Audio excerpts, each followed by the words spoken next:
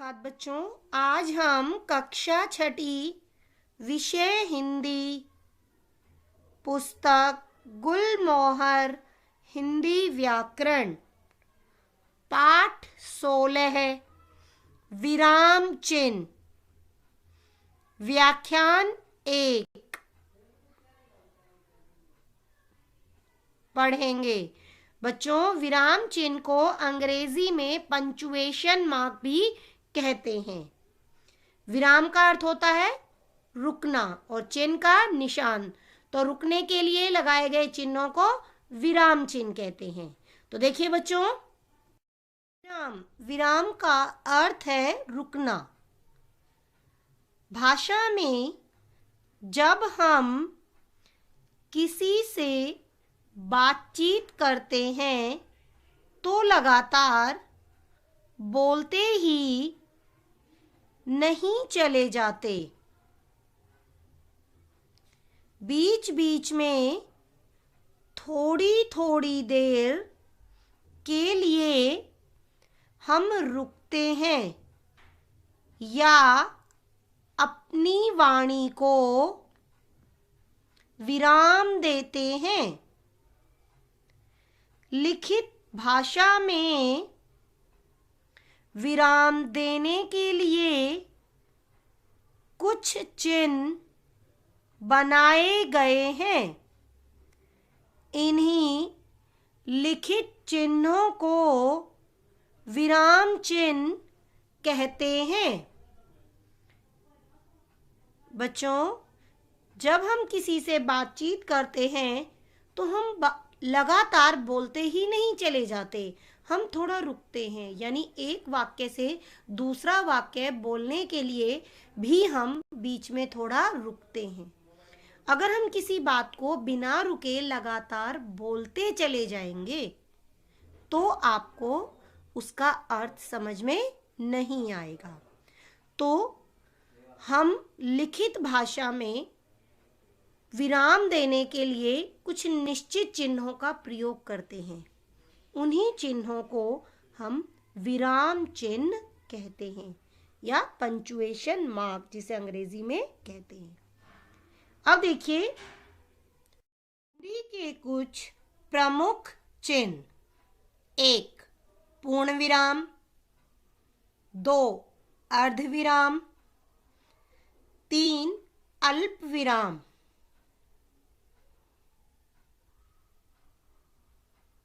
4 प्रश्नवाचक चिन्ह, 5 विस्मयादि सूचक चिन्ह। बच्चों, वाक्य की समाप्ति पर, पूरी तरह की समाप्ति पर पूर्ण विराम का प्रयोग किया जाता है। पूर्ण होता है पूरा। अर्धविराम थोड़ा, अर्धविराम का अर्थ होता है आधा, यानी थोड़ा रुकने पर अर्धविराम। अल्प विराम थोड़ा, थोड़े से भी, आधे से भी थोड़ा रुकने पर अल्प विराम का प्रयोग किया जाता है। प्रश्नवाचक चिन्ह। बच्चों, वाक्य में वक्ता जब प्रश्न पूछता है तो उस समय पर प्रश्नवाचक चिन्ह का प्रयोग किया जाता है। विस्मयादि सूचक चिन्ह। घृणा, हर्ष, शोक जैसे भाव प्रकट करने के लिए विस्मयादि सूचक चिन्ह का प्रयोग किया जाता है। आगे देखिए, योजक या विभाजक चिन्ह। 7 निर्देशक चिन्ह, 8 उद्धरण चिन्ह, 9 कोष्ठक चिन्ह,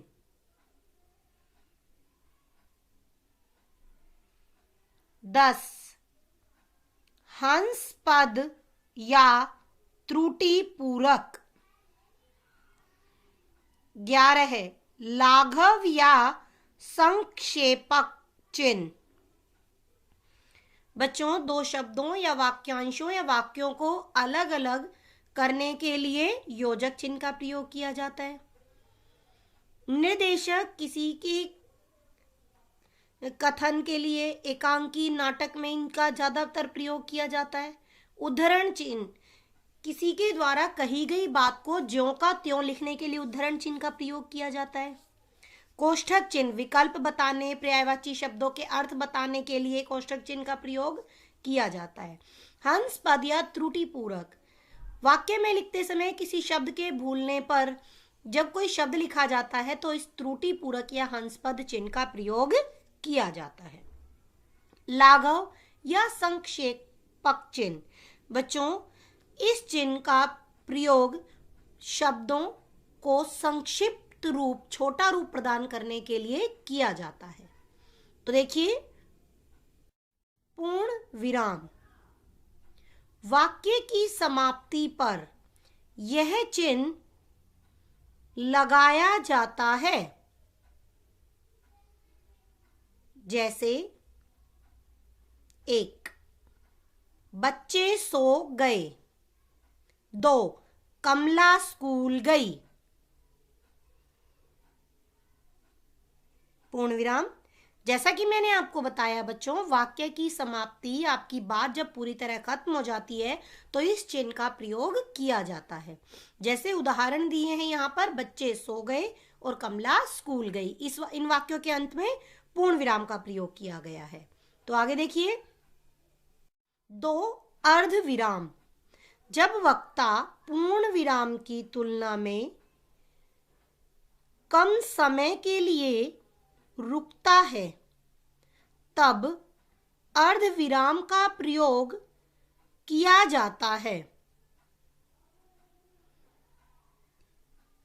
जैसे 1 सब लोग चिल्लाते रहे पर किसी ने नहीं सुनी।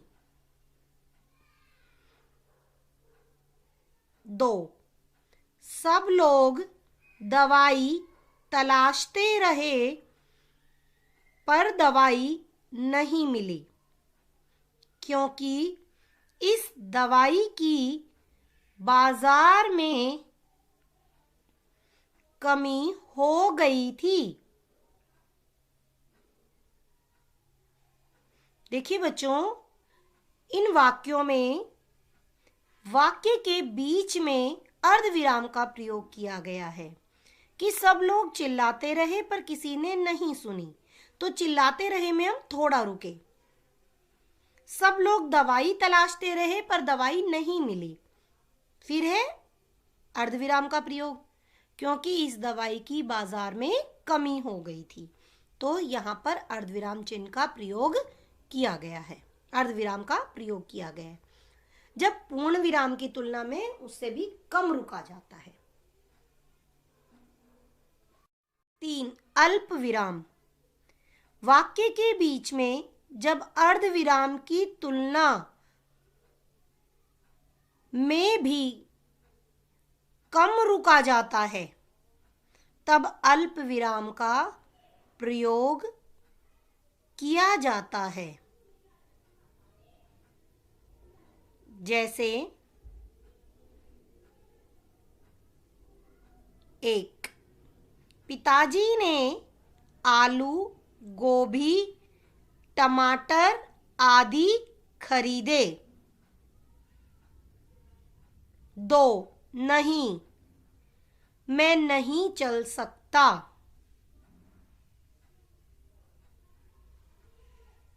बच्चों, अल्प विराम अर्धविराम से भी कम रुकने के लिए इस चिन्ह का प्रयोग किया जाता है।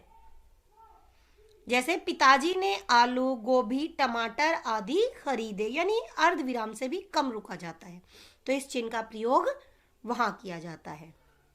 नहीं, मैं नहीं चल सकता, देखिए यहां पर नहीं के बाद अल्प विराम का प्रयोग किया गया। आगे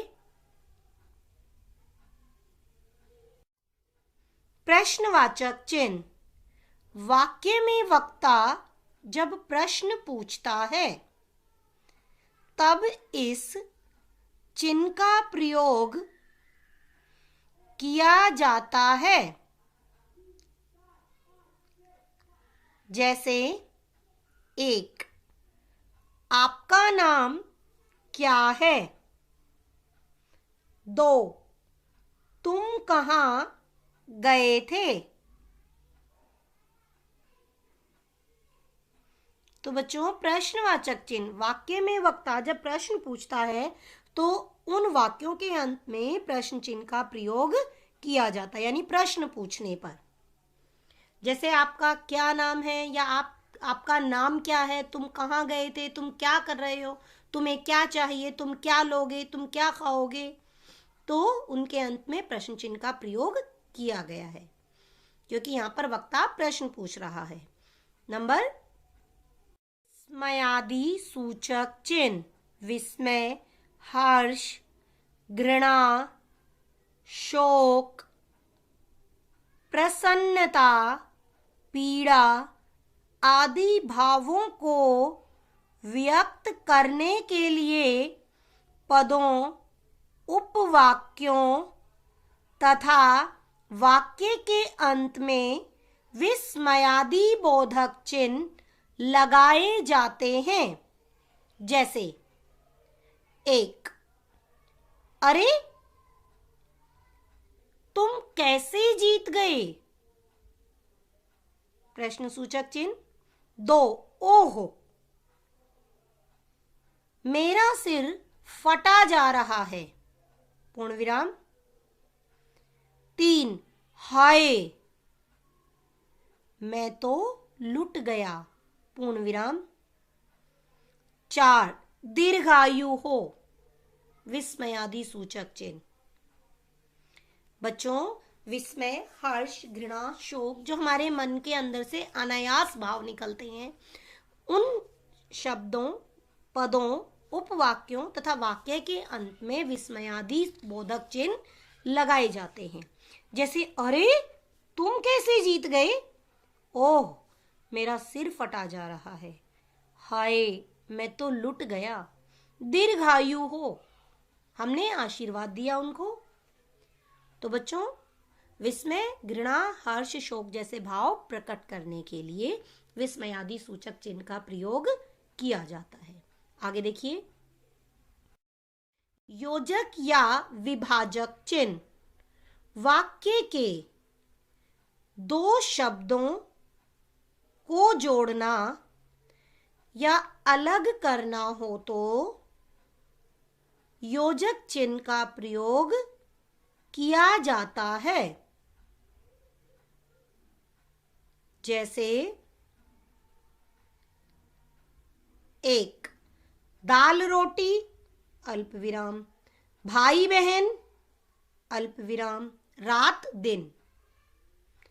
2, जल्दी जल्दी अल्प विराम, खाते पीते अल्प विराम, खेलते कूदते। तो बच्चों, दाल रोटी के बीच में लगाया योजक चिन्ह, भाई बहन के बीच में योजक चिन्ह और रात दिन के बीच में योजक चिन्ह का प्रयोग किया गया है। उसी तरह जल्दी जल्दी, खाते पीते और खेलते कूदते, लयात्मक शब्दों में भी इसका प्रयोग किया जाता है। कई बार विलोम शब्दों के बीच में भी इसका प्रयोग होता है। तो वाक्य में 2 शब्दों को जोड़ने या अलग करने के लिए योजक चिन्ह का प्रयोग किया जाता है। तो आगे देखिए, 7, निर्देशक चिन्ह, यह चिन्ह योजक चिन्ह से थोड़ा बड़ा होता है तथा इसका प्रयोग किसी व्यक्ति के कथन को उद्धृत करने से पहले किया जाता है। नाटक, एकांकियों में इसका प्रयोग सबसे अधिक होता है। जैसे सुरेश, मदन, कल मेरा जन्मदिन है, तुम जरूर आना। 2, मदन, जरूर आऊंगा, कब पहुंचना है। सुरेश, शाम को 5 बजे। तो बच्चों, यहां पर मैंने बताया किसी व्यक्ति के कथन को उद्धृत करने से पहले किया जाता है, यानी जब बातचीत होती है, संवाद में भी इसका प्रयोग ज्यादातर किया जाता है। यहां पर बताया ना कि नाटक और एकांकियों में, उसी तरह संवाद में भी। तो यहाँ पर दो तीन लोगों की आपस में बातचीत हो रही है, सुरेश मदन, है ना।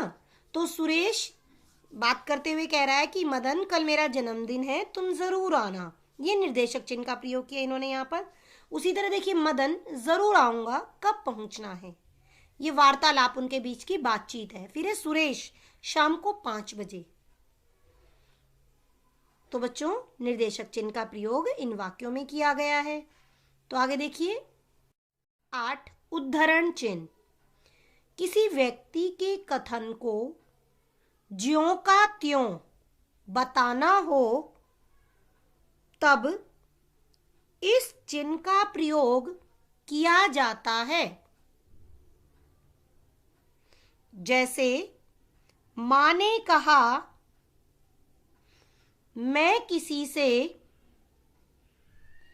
बात नहीं करूंगी।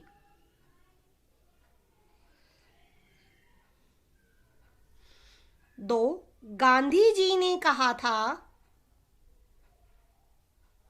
अहिंसा से ही स्वतंत्रता मिल सकती है।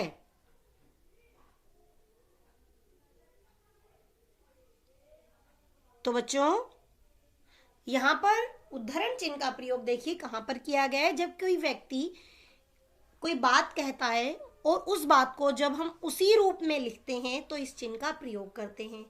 जैसे उदाहरण के तौर पर यहाँ माँ ने कहा कि मैं किसी से बात नहीं करूंगी। माँ का कथन हमने ज्यों का त्यों यहाँ पर लिख दिया। उसी प्रकार गांधी जी ने कहा था, उद्धरण चिन्ह, अहिंसा से स्वतंत्रता मिल सकती है। तो बच्चों, गांधी जी के कथन को यहाँ ज्यों का त्यों लिख दिया गया है। तो आगे देखिए नंबर 9, कोष्ठक चिन्ह। कोष्ठक चिन्ह का प्रयोग कठिन शब्दों का अर्थ बताने, विकल्प दिखाने के लिए किया जाता है। जैसे जब नेताजी, कोष्ठक चिन्ह, सुभाष चंद्र बोस बर्मा पहुंचे तो वहां उनका बहुत स्वागत हुआ। ए, बै, से, कोष्ठक चिन्ह इनमें तीनों में, आदि। जलज, जल में जन्म लेने वाला, तथा पंकज, कीचड़ में जन्म लेने वाला। दोनों ही शब्द कमल के पर्यायवाची हैं। बच्चों, उदाहरण के तौर पर यहां बताया गया है कि जब नेताजी, नेताजी किसके बारे में है? सुभाष चंद्र बोस जी के। तो सुभाष चंद्र बोस जी को हमने क्या किया? कोष्ठक चिन्ह में रख दिया। उसी प्रकार ए, बै, से जब हम प्रश्न लिखते हैं, जैसे कै खे गए लिखते हैं, ए बै से लिखते हैं, तो उनको कोष्ठक में लिखा जाता है। फिर अगले वाक्यों में बेटा क्या किया है? इनका पर्यायवाची शब्द कोष्ठक में लिखा गया है कि जलज, जल में जन्म लेने वाला, पंकज, पंक यानी कीचड़ में जन्म लेने वाला। ये दोनों शब्द जो है कमल के पर्यायवाची हैं। तो यहाँ पर बताया कि कठिन शब्दों के अर्थ बताने और विकल्प दिखाने के लिए इस चिन्ह का प्रयोग किया जाता है। तो बच्चों, आगे देखिए आप, हंस पद या त्रुटि पूरक लिखते समय जब कोई शब्द छूट जाता है तब इस चिन्ह को लगाकर उस शब्द को ऊपर लिख देते हैं। जैसे मेरी किताब खो गई है। 2, राम का नाम सब लोग लेते हैं। तो बच्चों, यहां पर है कि लिखते समय जब कोई शब्द छूट जाता है तो उस समय पर इस चिन्ह को वहां लगा दिया जाता है और वो शब्द उसके ऊपर लिख दिया जाता है।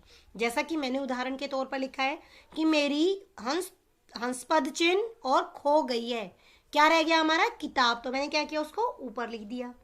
उसी की तरह राम का नाम सब लेते हैं, मेरा क्या शब्द रह गया यहाँ पर लोग, तो मैंने वहां पर क्या किया त्रुटिपूरक चिन्ह लगाया और लोग शब्द को ऊपर लिख दिया। तो ये है हंसपद या त्रुटिपूरक। आगे देखिए, लाघव या संक्षेपक चिन्ह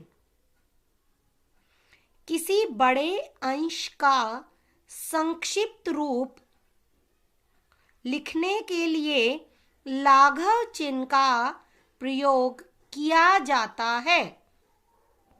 जैसे आकस्मिक अवकाश, अलाघव चिन्ह, अलाघव चिन्ह। चिकित्सा अवकाश, ची लाघव चिन्ह और अ लाघव चिन्ह। प्रेरणार्थक क्रिया, प्रे लाघव चिन्ह, क्रिया लाघव चिन्ह। तो बच्चों, लाघव और संक्षेपक चिन्ह का अर्थ होता है किसी बड़े अंश को छोटा रूप लिखने के लिए हम इस चिन्ह का प्रयोग करते हैं। जैसे आकस्मिक अवकाश के लिए हमने यहाँ पर लिख दिया आ फिर लाघव चिन्ह, ए फिर लाघव चिन्ह। चिकित्सा अवकाश के लिए लिखा, प्रेरणार्थक क्रिया के लिए, हम डॉक्टर के लिए, हम पदवी के लिए, पद के लिए भी प्रयोग करते हैं, डॉक्टर।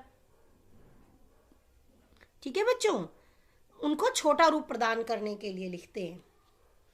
आगे देखिए, अभ्यास कार्य। प्रश्न 1, प्रश्नवाचक चिन्ह का प्रयोग किन वाक्यों में किया जाता है? उत्तर, जब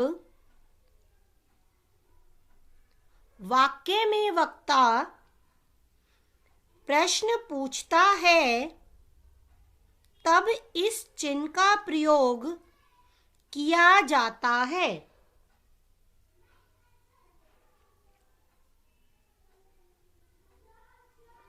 तो बच्चों, वाक्य में वक्ता के प्रश्न पूछने पर इस चिन्ह का प्रयोग किया जाता है। तो अगला देखिए प्रश्न 2, दिए गए वाक्यों में उचित विराम चिन्हों का प्रयोग कीजिए। बच्चों, मैंने यहां प्रश्न हल कर दिया है, तो देखिए उत्तर, मैं आपसे बात नहीं करूंगा, सुमन बोला। 2, बच्चा चिल्ला रहा था, अर्धविराम, मां उसे पीट रही थी, पूर्ण विराम। 3, गणतंत्र दिवस के अवसर पर गरीब अमीर, योजक चिन्ह, अल्प विराम। बच्चे बूढ़े, योजक चिन्ह, अल्प विराम। स्त्री पुरुष, योजक चिन्ह। सभी एकत्रित होते हैं। 4, नहीं, अल्प विराम, मुझसे यह काम नहीं होगा, पूर्ण विराम। 5, किताब कहाँ रखी है, प्रश्नवाचक चिन्ह। तो बच्चों, यहां पर विराम चिन्हों का प्रयोग किया गया इन वाक्यों के साथ, आपको ध्यानपूर्वक देखना है। आगे देखिए 6, अरे, विस्मयादि सूचक चिन्ह, वह चली गई, पूर्ण विराम। 7, भाइयों और बहनों, विस्मयादि सूचक चिन्ह, आप सबको मेरा साथ देना है, पूर्ण विराम। 8, चोरी करना, अल्प विराम। झूठ बोलना, अल्प विराम। जुआ खेलना, सभी कुछ गलत है, पूर्ण विराम। 9, आज मंदिर में गीत संगीत, योजक चिन्ह, का कार्यक्रम है, पूर्ण विराम। 10, रानी, शीला तुम कहाँ गई थी, निर्देशक चिन्ह है यहाँ, शीला निर्देशक चिन्ह, मैं बाजार गई थी। पूर्ण विराम। तो यहां निर्देशक चिन्ह का प्रयोग है नंबर 10 के वाक्यों में।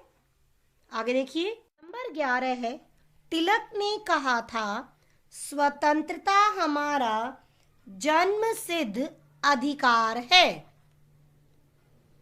पूर्ण विराम, उद्धरण चिन्ह बंद। 12 है, मोहन ने आपसे पहले ही कहा था कि मैं यहां नौकरी नहीं कर सकता। पूर्ण विराम। नंबर 13 है, अर्जित अवकाश, ए लाघव चिन्ह, ए लाघव चिन्ह। 14 है, पिताजी बोले अल्प विराम उद्धरण चिन्ह शुरू, अगर पंडित जी नहीं आए अल्प विराम तो कथा नहीं हो सकेगी। पूर्ण विराम, उद्धरण चिन्ह बंद। 15 है, छी विस्मयादि बोधक चिन्ह, इतनी गंदी जगह कैसे रहती हो। प्रश्न सूचक चिन्ह। तो बच्चों इन वाक्यों में विराम चिन्हों का प्रयोग कर दिया गया है। आपको अपनी पुस्तक में ध्यान पूर्वक करना है इन वाक्यों को। गृह कार्य है हिंदी व्याकरण पाठ 16 है, विराम चिन्ह, पेज 116 है व 117 है का अभ्यास कार्य करो। आपको इसका अभ्यास कार्य पूरा अपनी पुस्तक में करना है। तो धन्यवाद बच्चों।